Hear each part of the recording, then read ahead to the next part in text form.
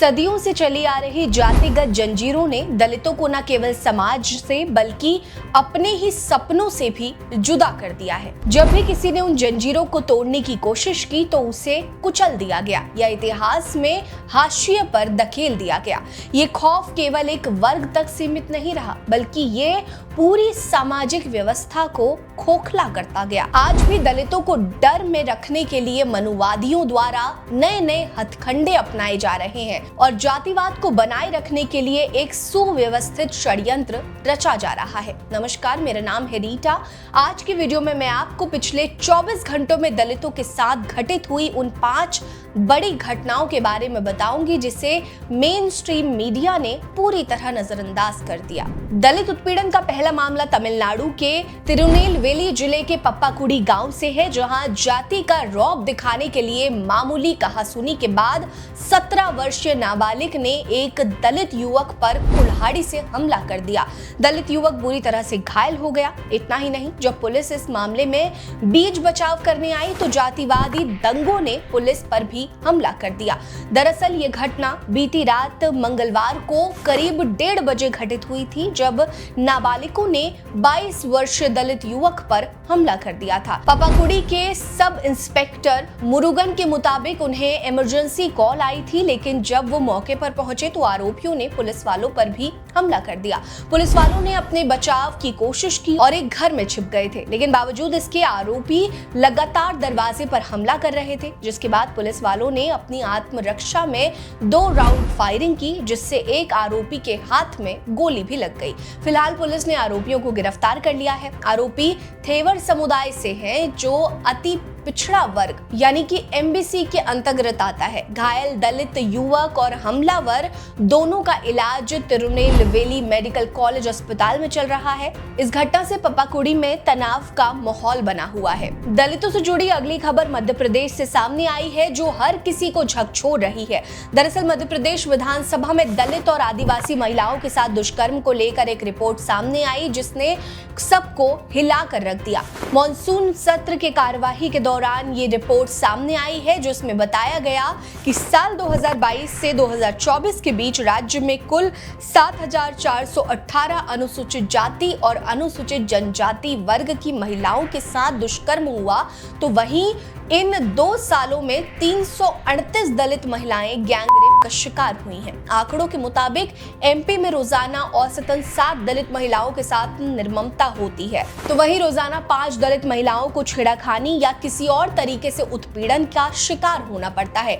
ये आंकड़े राज्य में दलित उत्पीड़न की पराकाष्ठा को दर्शा रहे हैं। ये आंकड़े बता रहे हैं कि वाकई में बीजेपी की बेटी बचाओ बेटी पढ़ाओ और सबका साथ सबका विकास जैसे नारे कितने खोखले हैं और जमीनी स्तर पर सत्ता की पहुंच कितनी नगण्य है। दलित उत्पीड़न का अगला मामला यूपी के लखीमपुर खीरी से सामने आया है, जहां एक दलित युवक की पीट कर हत्या करने के मामले से पूरे इलाके में सनसनी मच गई है। ये घटना लखीमपुर के शारदा नगर थाना क्षेत्र के तनाजा गांव की है, जहां जातिवादियों ने 35 साल के एक दलित युवक जयप्रकाश गौतम की बेरहमी से पीट कर हत्या कर दी। चश्मदीदों की माने तो जयप्रकाश गौतम शारदा नगर से अपने घर जा रहे थे, तभी रास्ते में शराब पी रहे जय सिंह, मंगल सिंह, निक्कू सिंह और गुरपेज सिंह ने उन्हें जाति सूचक गालियां देनी शुरू कर दी। जयप्रकाश गौतम ने इसका विरोध किया, जिससे गुस्साए चारों युवकों ने लाठी डंडों से जयप्रकाश गौतम को पीटना शुरू कर दिया।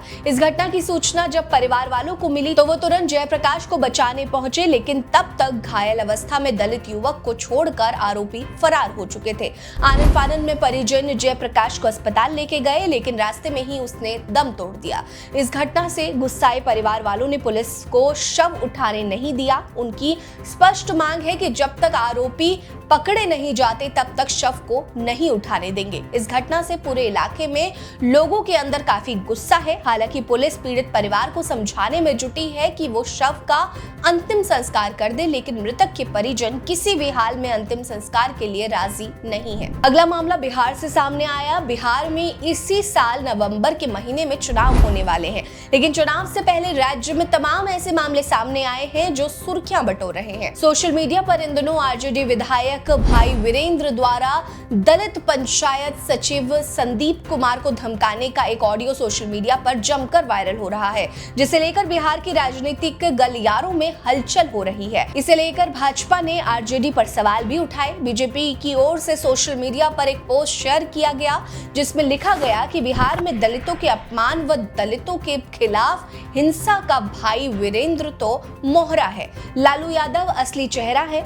इस पोस्ट के साथ शेयर की गई तस्वीर भी काफी वायरल हो रही है, जिसमें लालू यादव और विधायक वीरेंद्र के बीच बातचीत को दिखाया गया है। तस्वीर में यह दिखाया गया है कि लालू यादव अपने विधायक से पूछ रहे हैं कि जूतों का क्या काम है, तो विधायक जवाब देते हैं कि पहला दलितों को पीटना और दूसरा उन्हें पहनाना। इतना ही नहीं, इस मामले पर खुद लालू प्रसाद यादव के बेटे तेज प्रताप यादव ने भी आरजेडी पर हमला बोला है। उन्होंने पूछा कि क्या अब आरजेडी अपने विधायक पर कार्रवाई करेगी जो सरेआम दलितों के लिए अपशब्द का इस्तेमाल कर रहा है, उन्हें जाति सूचक गालियां दे रहा है। हालांकि इस मामले में पंचायत सचिव ने SC/ST के तहत थाने में विधायक के खिलाफ मामला दर्ज कराया है। वहीं पार्टी की ओर से अभी तक मनेर विधायक पर कोई एक्शन नहीं लिया गया है।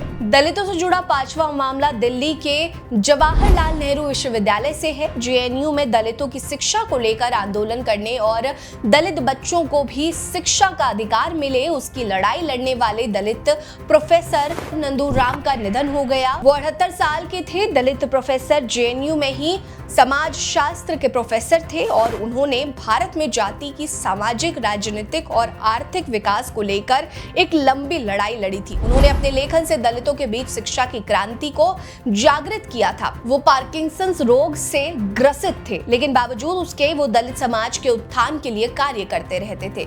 अब 78 साल की उम्र में उनका निधन हो गया। उनकी मौत से पूरा JNU में शोक का माहौल है। पिछले 24 घंटों में हुए दलित उत्पीड़न और दलितों से जुड़े मामले हमने आपको बताए। आपको वीडियो पसंद आएगी तो लाइक कर लीजिएगा, कमेंट सेक्शन में अपनी राय जरूर रखिएगा, चैनल को सब्सक्राइब करना मत भूलिएगा। बने रहिए हमारे साथ। नमस्कार।